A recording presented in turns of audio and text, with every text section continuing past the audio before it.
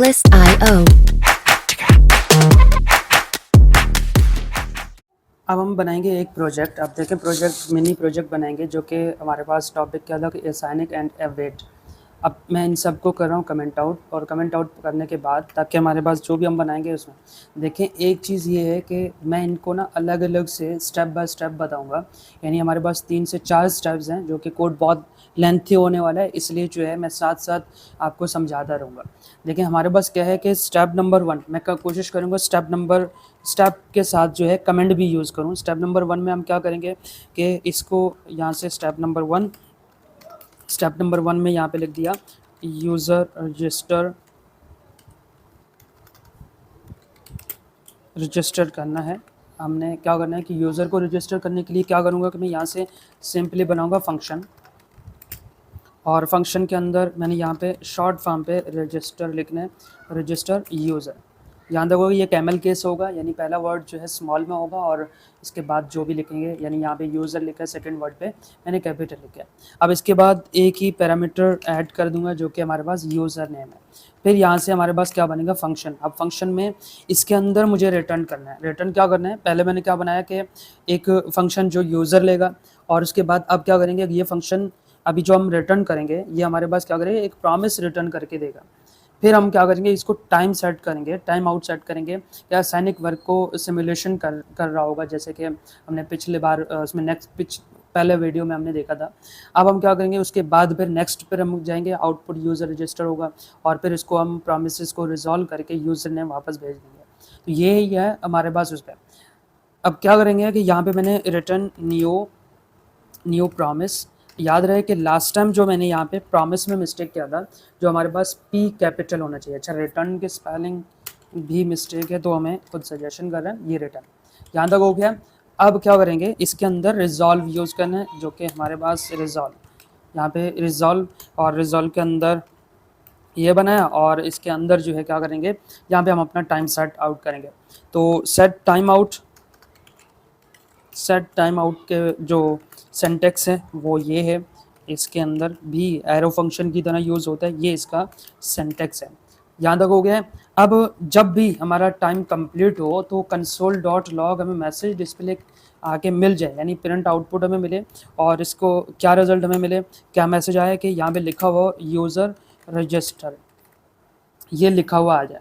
और साथ में जो है इस यूज़र का देखें, एक चीज़ और भी है कि यहाँ पे जो है मैंने क्या करना है, मैं साथ में अगर कॉमा देके तब भी मैं यहाँ पे यूज़र नेम लिख सकता हूँ, जो कि ऊपर पैरामीटर दिया था, और उसके बाद मैं चाहूँ तो यहाँ पे बैकटिक का साइन दूंगा, यहाँ पे भी और यहाँ पे भी मैं बैकटिक का साइन इसलिए दे रहा हूँ, जो स्ट्रिंग है वो स्ट्रिंग के तौर पर आ जाए, और जो मैं यहाँ पे वैल्यू देना चाह रहा हूँ, यानी यहाँ पे वैल्यू रखना चाह रहा हूँ, वो मेरे पास वैल्यू की तरह बन के आ जाए। तो तब यहाँ पे क्या करेंगे, सिंपली मैंने यहाँ पे लिखना है डॉलर, और डॉलर के साथ यहाँ से मैंने कर्ली ब्रेसेस दिए, यहाँ पे यूज़र नेम। अब ये जो लिखा हुआ है ये एज इट इज़ लिखा हुआ है, एज अ स्ट्रिंग के तौर पर, और ये डॉलर, और इसमें ये क्या होगा, ऊपर जो भी इसमें यूज़र नेम होगा वो एज इट इज़ लिखा हुआ आ जाएगा, यानी हमारे पास जो इसकी वैल्यू आ जाएगी। यहाँ तक हो गए।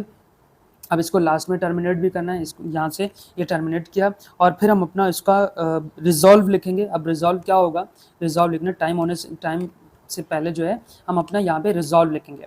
रिजॉल्व में क्या लिखेंगे कि यहाँ से आपने यहाँ पे लिखते हैं रिजॉल्व और रिजॉल्व डॉट यूज़र नेम।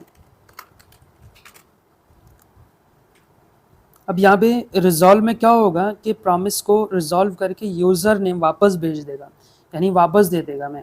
और उसके बाद कितना सेकंड चले, यहाँ पे मैंने लास्ट टाइम भी बताया था, तो 1000 लिखा है, इसका मतलब ये है कि हमारे पास जो है ये 1 सेकंड चल जाए। यहाँ तक हो गया, ये हमारे पास जो है एक बेसिक हो गया। अच्छा, यहाँ से गलती से आया है ये, ठीक है। ये हो गया पहला स्टेप नंबर 1 कंप्लीट। अब इसको एक्सप्लेन करने का देखते हैं कि ये जो फंक्शन है यूज़र को रजिस्टर करता है और एक प्रॉमिस रिटर्न करके हमें 1 सेकंड के बाद रिजॉल्व देगा, यानी हमारे पास 1 सेकंड के बाद रिजल्ट देगा। इसका सिंपल एक्सप्लेनेशन यही है। फिर आ जाते हैं सेकंड स्टेप पे। यहाँ तक जो है अब अगर आपने कर लिया है तो फिर जाते हैं स्टेप नंबर 2 पे। स्टेप नंबर 2 पे क्या करना है, पहले मैं यहाँ से कमेंट दे देता हूँ, कमेंट ये स्टेप नंबर 2, और स्टेप नंबर 2 में क्या लिखेंगे, यूज़र को ईमेल भेजना है। यहाँ तक हो गया। अब ये स्टेप नंबर 2। स्टेप नंबर 2 में क्या करेंगे, अगेन हमने एक फंक्शन बनाया, सेम करेंगे जैसे हमने इससे पहले किया था, सेम, सिर्फ और सिर्फ यहाँ पे नाम चेंज है, तो इसलिए जो है मैं यहाँ पे क्या कर रहा हूँ, यहाँ से मैं कर रहा हूँ copy, control C step number 1 को, और यहाँ पे कर रहा हूँ पेस्ट। अब इसके साथ जो है यहाँ पे जब मैंने ये लिखा है रजिस्टर यूज़र को चेंज करके यहाँ पे लिखेंगे सेंड ईमेल, सेंड ईमेल। अब रिजॉल्व भी करना है, बाकी प्रोमिसेस वही रिटर्न होगा टाइम, और टाइम के अंदर यहाँ पे लिखा हुआ हो कि ईमेल सेंड सक्सेसफुली, या इस तरह का कोई मैसेज लिखते हैं तो यहाँ पे मैं लिखा ईमेल सेंड कर लेते हैं, सेंड नहीं सेंड टू, अच्छा यहाँ पे ऊपर भी मैंने गलती से लिखा है सेंड,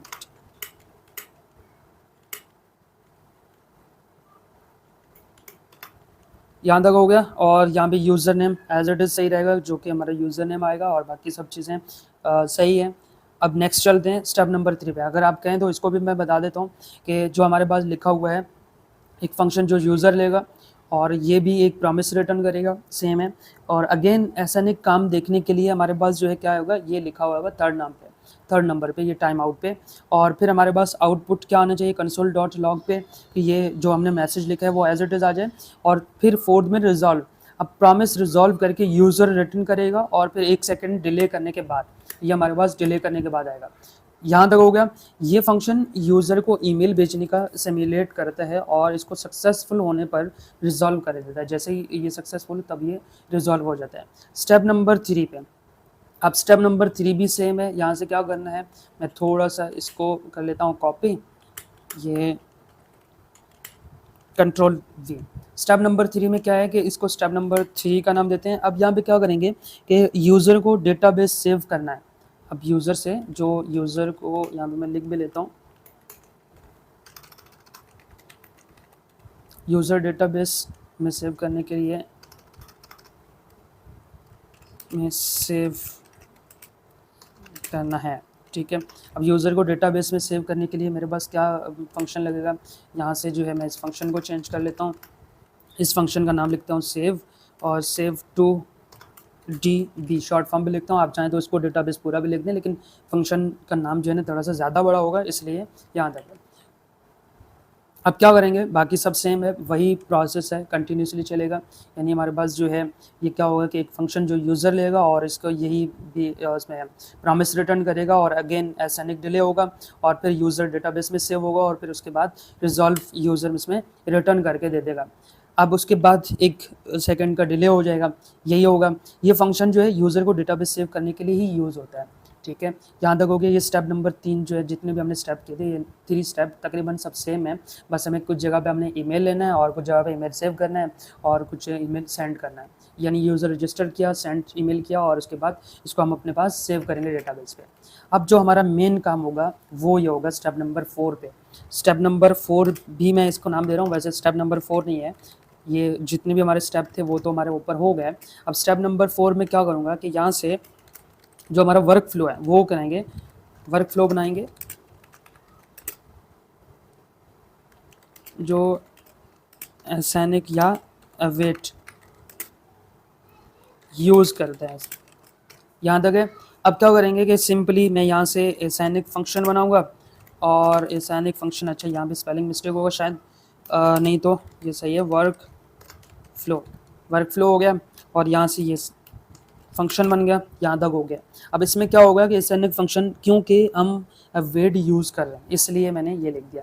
फिर स्टेप नंबर, इसमें इसके अंदर भी स्टेप नंबर 1 दे देते हैं। अच्छा यहाँ पे इसके अंदर भी स्टेप नंबर 1 दे देते हैं, ताकि इसके अंदर भी स्टेप है जो कि हमने ऊपर लिखे थे। जो यूज़र रजिस्टर है, कैसे होगा, लेट यूज़र और इक्वल का साइन दिया, फिर उसके बाद अवेट जो कि हमने ऊपर लिखा था रजिस्टर यूज़र को मैंने टारगेट किया। आप देखें यहाँ पे मैं एक अपनी तरफ से कोई डेटा दे रहा हूँ, लेकिन वहाँ पे जो हम जब रियल लाइफ प्रोजेक्ट में हम काम कर रहे होंगे तो वहाँ पे हम क्या करेंगे कि डेटा बेस फैच करेंगे, कहीं APIs कॉल करेंगे, या जो है हमारे पास MongoDB से या इस तरह का कहीं पे हमारे पास डेटा रखा हुआ है, वहाँ से हम डेटा को कैच करेंगे। यानी अब देखें यहाँ पे क्या होगा कि यहाँ से मुझे एक डेटा मिलेगा, यूज़र नेम मिलेगा, और यूज़र नेम मिलने के बाद स्टेप नंबर 2 पे क्या करेंगे, स्टेप नंबर 2 पे सेंड, बल्कि स्टेप 2 लिख लेते हैं यार, स्टेप 2, और इसमें करेंगे ईमेल भेजना।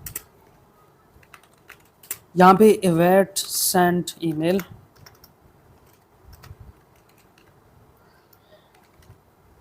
सेंड ईमेल और इसके साथ अच्छा वेट की स्पेलिंग तो सही है, यहाँ पे करेंगे यूज़र। फिर उसके बाद स्टेप नंबर 3 में क्या होगा, स्टेप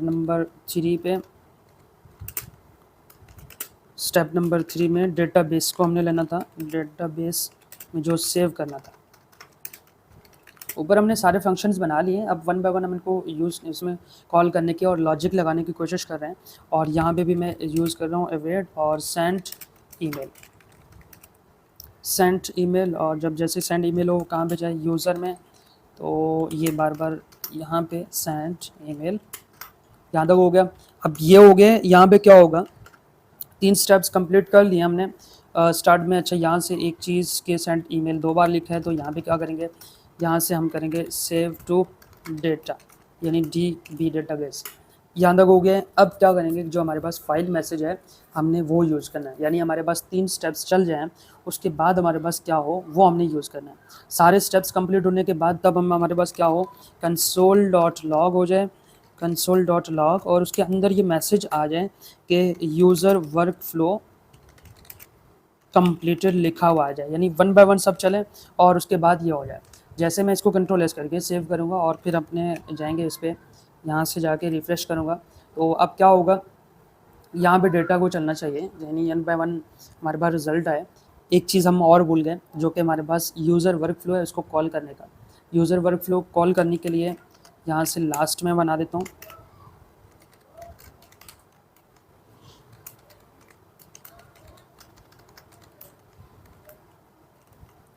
कंट्रोल एस किया और यूज़र वर्क फ्लो हमने बनाया है। तो क्या बनाया था, टॉप पे देखते हैं, यहाँ से यूज़र रजिस्टर और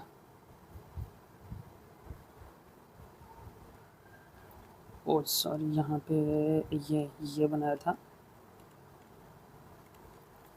यहाँ से जो है हमने इसको करना है कॉपी,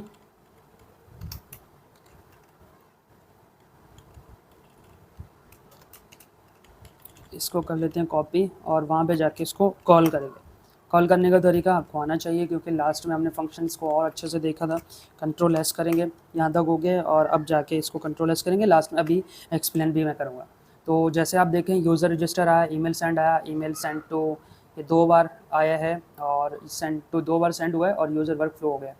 यहाँ पे हमने क्या किया था, यूज़र सेंड ईमेल हो गया और सेंड वर्क फ्लो हो गया।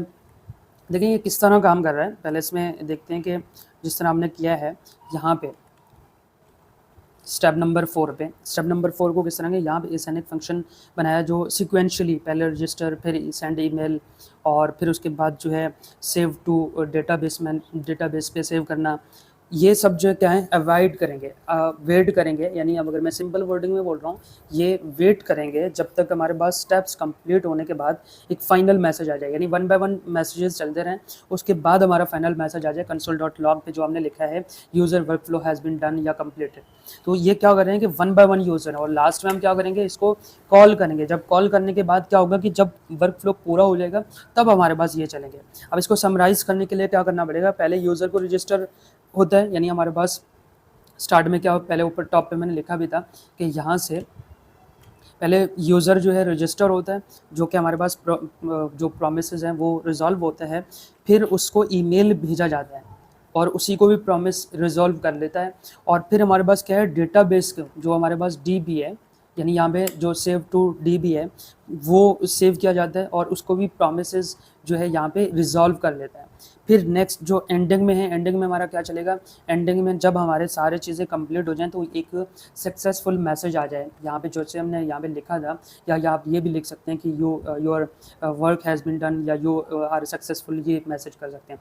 तो 1 बाय 1 ये सब चीज़ें चलेंगे। उसके बाद में अगर मैं इसको सिंपल वर्डिंग में कहूँ तो एसएनएक एंड अवेट ने इस वर्क फ्लो को बिल्कुल स्ट्रेट और सिक्वेंस से जो है और ईजी वे में बना के दिया है, यानी 1 बाय 1 इनको यूज़ किया है। जहाँ पे हमने last time call back help function use किया था उसमें जो है थोड़ा सा लेंथी बना के दे रहा था, और ये हमें ईजी वे में बना के दिया है। तो यहाँ तक था हमारा आज का प्रोजेक्ट। मिलते हैं नेक्स्ट वीडियो में। आप इस प्रोजेक्ट को थोड़ा सा और अच्छे से बना के आप रियल लाइफ में यूज़ कर सकते हैं, और इसी को बना के आप जो है गेटअप पे अपना लिंक पे अपलोड कर सकते हैं। आप अपने जो है लिंक्डइन में इसको अपलोड कर सकते हैं। इस तरह जो है आप लिख दें कि हमने जो है ये अवैड और एसएनिक को यूज़ किया है। मिलते हैं नेक्स्ट वीडियो में नेक्स्ट टॉपिक के साथ।